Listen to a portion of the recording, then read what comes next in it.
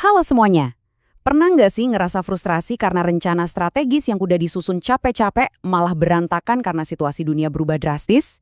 Nah, di analisis materi kali ini, kita bakal bedah tuntas cara supaya organisasi kita bisa lebih kebal menghadapi masa depan. Terutama di saat masa depan itu sendiri sama sekali nggak bisa diprediksi. Jawabannya, dengan menguasai cara menyusun proposal proyek skenario. Yuk kita mulai!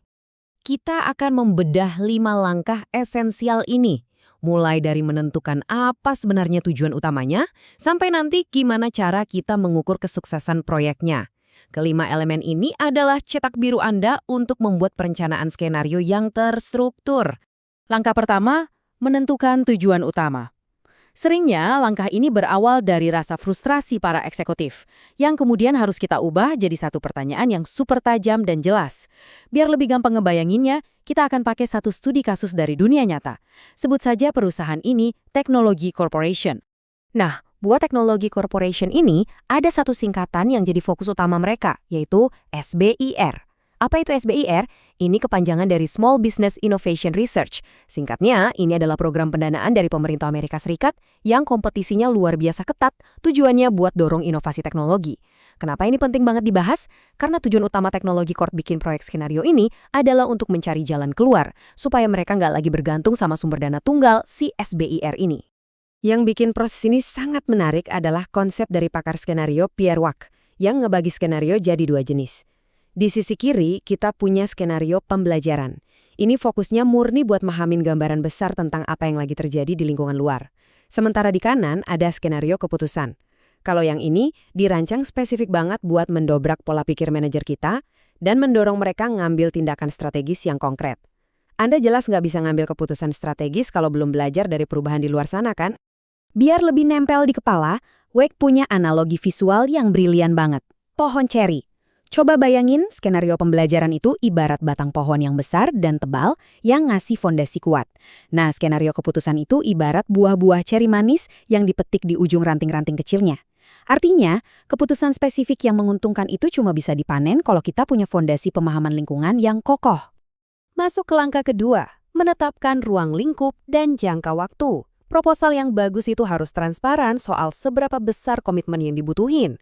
Standarnya, sebuah proyek skenario bakal butuh waktu minimal sekitar 5-9 minggu. Coba kita perhatiin lini masa dari Teknologi Corporation ini. Mereka menstrukturkan komitmen proyek mereka selama 3 bulan. Poin krusial di sini adalah bagaimana mereka menyeimbangkan ritmenya. Mereka ngumpulin data di awal, terus dilanjutin dengan lokakarya yang sengaja dikasih jeda. Jeda ini krusial banget loh, tujuannya supaya semua orang punya ruang untuk merenung dan menyerap insight secara mendalam, bukan sekedar buru-buru beres. Lalu, seberapa jauh mereka melihat ke masa depan? Secara sengaja, Teknologi Corporation menarik cakrawala waktu mereka tepat ke angka 15 tahun ke depan. Buat apa sejauh itu? Strategi ini ternyata ampuh buat maksa tim keluar dari tekanan pemikiran operasional jangka pendek dan akhirnya memancing insight yang jauh lebih visioner tentang revolusi di industri teknologi. Lanjut ke langkah ketiga, membentuk tim skenario. Anda sama sekali nggak bisa nyerahin proyek semacam ini cuma ke satu divisi perencanaan saja. Anda harus membangun tim lintas level yang melibatkan semua pihak, dari CEO sampai ujung tombak pekerja di lapangan. Nah, ini salah satu konsep favorit saya dari Pierre Wack. Kita diwajibkan untuk merekrut orang-orang luar biasa atau remarkable people. Ini memang bukan istilah umum di korporat. Siapa mereka? Mereka ini orang-orang outsider dengan latar belakang yang sama sekali nggak nyambung sama bisnis Anda, mungkin seniman, aktivis, atau musisi. Kenapa mereka penting?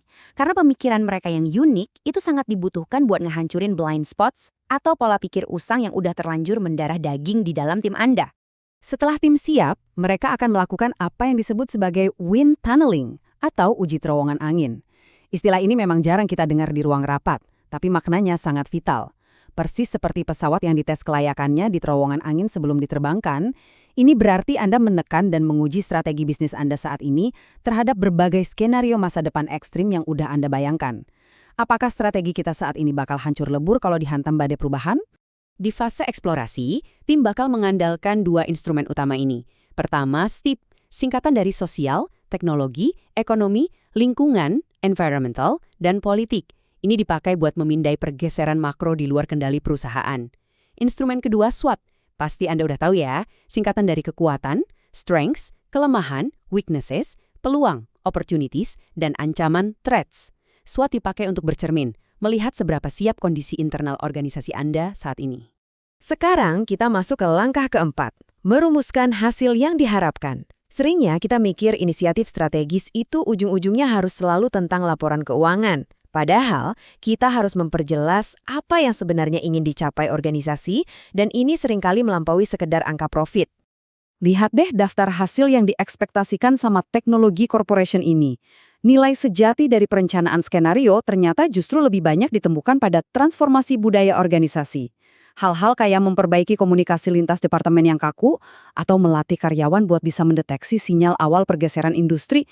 Hal-hal ini jauh lebih berharga buat ketahanan perusahaan jangka panjang. Dan sampailah kita di langkah terakhir, mengukur hasil dan keberhasilan.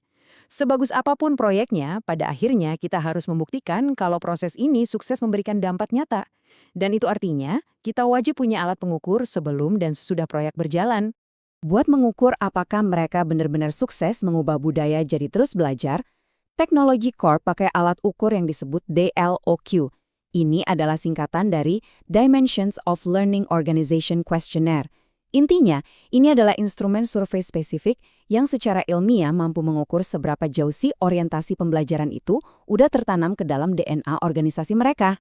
Gak cuma itu, mereka juga menggunakan GDMS. Ini juga singkatan krusial lainnya yang berarti General Decision Making Style Survey.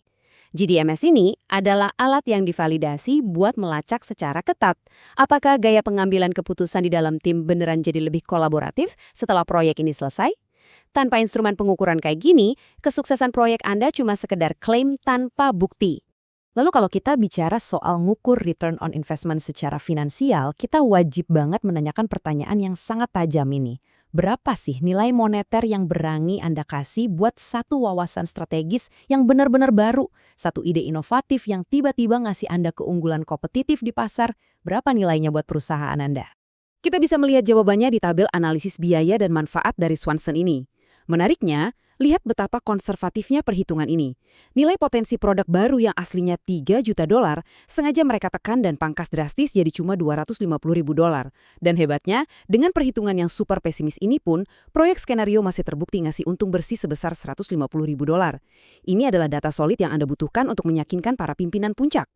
Nah, seperti yang dirangkum dengan sangat cantik oleh diagram ini, mengumpulkan kelima elemen tadi pada dasarnya adalah menyintesis semua masukan menjadi satu proposal formal yang rapi. Proposal inilah senjata utama Anda untuk menyelaraskan pemahaman semua stakeholder dan mengamankan persetujuan dana untuk mengeksekusi proyeknya. Sebagai penutup bedah materi kita kali ini, saya mau meninggalkan satu pertanyaan buat Anda renungkan. Di tengah dunia yang makin kompleks dan penuh disrupsi ini, jika metode perencanaan lama Anda terbukti gagal, apakah Anda mau terus nekat menebak-nebak masa depan pakai cara usang? Ataukah Anda sekarang sudah siap berhenti memprediksi dan mulai menyusun proposal proyek skenario yang tangguh untuk bersiap menghadapi turbulensi di depan mata? Pilihan ada di tangan Anda. Sampai jumpa di analisis selanjutnya.